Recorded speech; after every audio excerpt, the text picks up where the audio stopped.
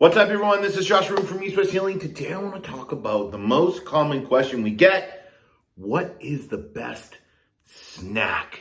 Now, another common question we get is, what is the best bedtime snack? So you could use what is the best, and I'm going to answer all those questions. But as always, before we jump in and get started, please like this video, show us a little support. Please subscribe to our channel, hit that notification button, so every single Wednesday when we put out a video, you get notified. But also, before we jump into the video, I just want to post something here. I want to possibly start doing some Q&As too, whether it's live or pre-recorded.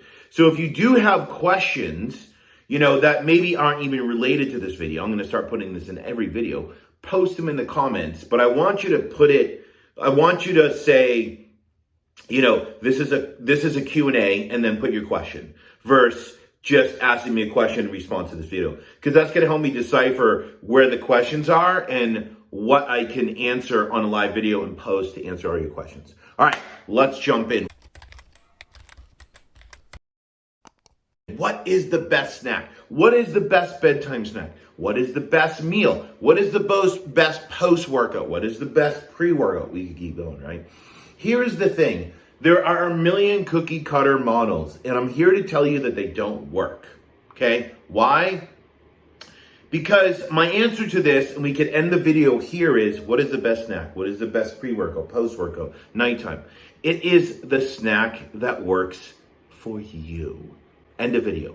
It's that simple. I always say that on social media, people get so pissed, but if you really step back out of your head and back into your body and you create awareness and you get centered enough, there's so much information in the snack that works for you that it'll make so much sense and we can move on.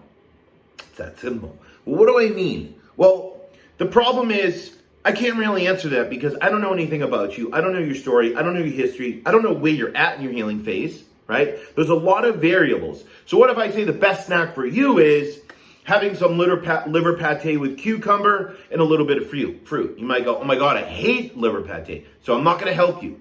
What if I say the best snack for you is I want you to have some really clean cold cuts, roast beef, turkey with cheese, and half an apple. And you say, I can't even find clean cold cuts, or that's too heavy for me. Well, how am I really helping you? You see where anyone answering this question is doing you a disservice because we don't know you. But here's the other thing. You don't know you. And here's how we help people find the snacks that work for them. It's through creating awareness, right? What is awareness? Awareness is taking the time to stop, pause, and slow down. Sink into your body, out of your head, and really focus on what is working, what is sustaining you, right? Or what is not working, what is not sustaining you, right? Because when we create awareness, we observe ourselves in our environment. We observe where our energy goes, right? We observe our patterns. So now we start tuning in and reconnecting with who we are and what we need right this very moment in this healing phase and part of our life. It becomes our biggest asset because when we create awareness to what is or not working, then we can change. If we don't know what we need, we can't change. It's that simple, right? And if we can't change, we will not create any change externally or internally physiologically, right? So creating awareness through observation, through slowing down, through creating space and moving away from the cookie cutter. This is the best snack, right? We create the awareness and we really focus on what we need, so now we meet our needs. Now, I'll give you some just examples, right? If we create awareness, you might learn that, oh my God, I've been snacking all day and it doesn't work for me. That's why I'm eating every 1 to 2 hours. The yogurt and the collagen and the fruit, it doesn't work for me. I thought it did because it's pro-metabolic and everyone says it's a good snack. But through tuning in and working with Josh or doing their programs or just watching this video, I've learned that my snacks need to be a small meal.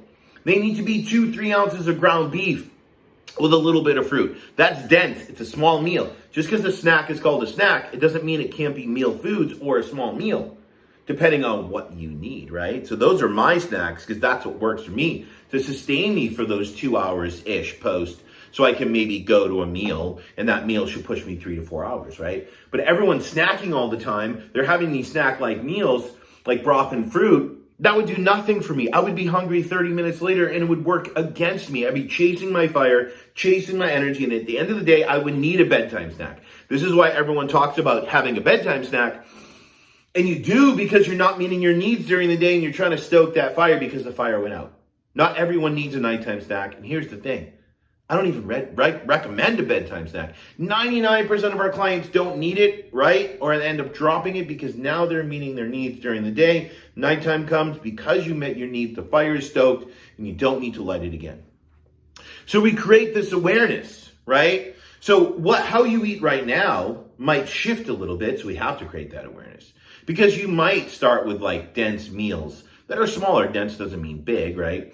And some smaller snacks like broth and fruit, or cheese and a little bit of apple, or, yogurt and collagen and fruit, or even, smoothies with collagen. These lighter, there's other examples, cottage cheese with a little bit of fruit. These lighter snacks that work for you right now. But as you heal, you might notice that your body needs that density to anchor and ground you more, right? To give you that burn that you're looking for, because as you heal, you become more metabolic.